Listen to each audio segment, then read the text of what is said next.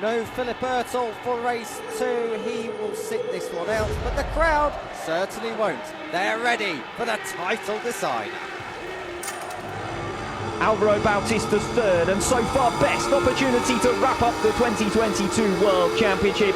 A podium here, regardless of rival Razgatlioglu's results, will be enough with a round to spare. Bautista, relegated outside of the top 3 this morning, should have enough over a full race distance to end Ducati's decade-long wait for honours.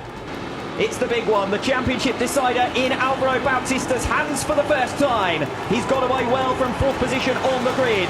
Razgatlioglu and Locatelli either side of Jonathan Rea, the 2 Yamahas heading down towards turn number 1, but Bautista's leapfrogged Locatelli and up into 3rd place.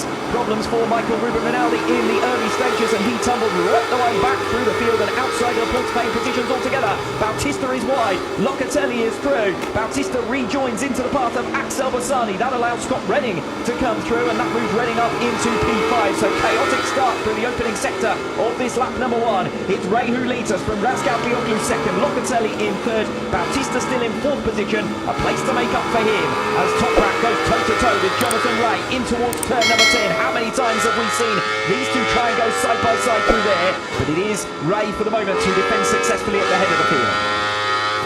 Alvaro Bautista might quite fancy moving his way through swiftly on the man directly ahead of him, Andrea Locatelli, because Axel Bassani is closing right in. He's made up half a second on this lap alone, and Bautista does come through on Andrea Locatelli now for 3rd position. Puts a bite between himself and Bassani. That could be valuable, because Bassani hasn't been afraid of bullying a few riders this weekend in Indonesia.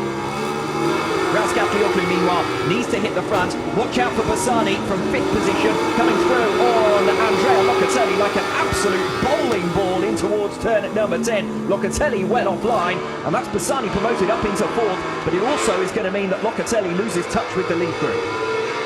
Bautista's dropped well back actually from Rea and Razgatlioglu, and Toprak's closer than he's been any lap so far to Rea as they come in towards turn 10. This is where Razgatlioglu has made his passes on Jonathan Rea previously.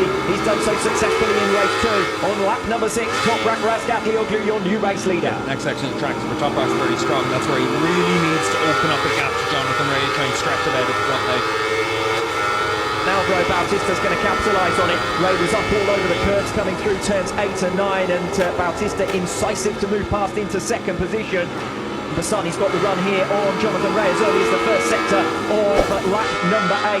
These two had a great scrap in race 1 of the Argentinian round a few weeks ago. Is Jonathan Rea going to have enough to fight back against Bassani as he did on that particular occasion, or has Bassani got the legs now to escape away? And Claire and them have got to be careful here, because they could open the door for Jonathan Rea to come through and hit the front. Alvaro Bautista all over the back of him, and Jonathan Rea directly behind. And this is why we've been talking about these last few seasons as the golden era of World SBK.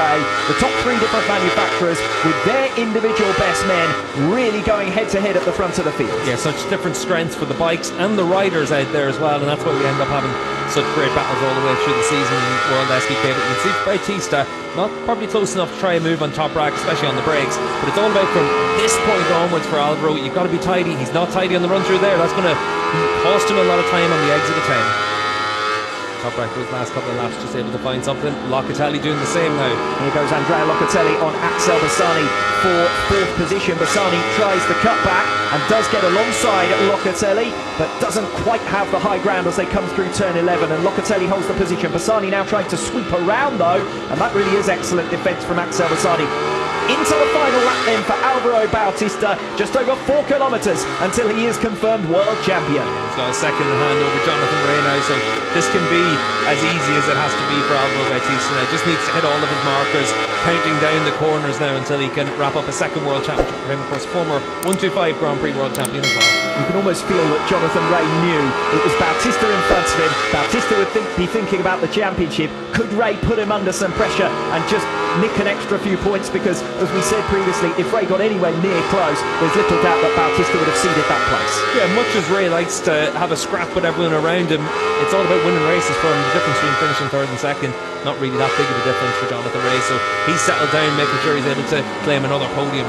Bassani's still close to the tail of Andrea Locatelli as well for 4th position, but no change there, and no change between Lowe's and Rinaldi, so it does look as though our top 10 positions are settled, and bar the shouting, it's almost all over already. Razgatlioglu then coming through the final sector now begins. Alvaro Bautista behind him. It's going to be a hat-trick for Toprak Razgatlioglu. But what a season it's been for Alvaro Bautista.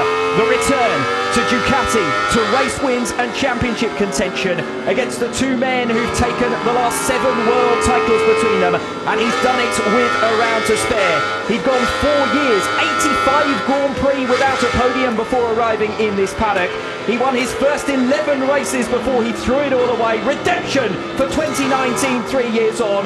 World SBK is seeing red again as Ducati take their first riders' title since 2011, and Alvaro Bautista wins the 2022 Superbike World Championship. A fantastic display from Toprak Razgatlioglu, but nothing was ever going to get in the way of Alvaro Bautista's quest for his first World Superbike title. He came to the championship in 2019, and some would argue that he should have probably wrapped it up then.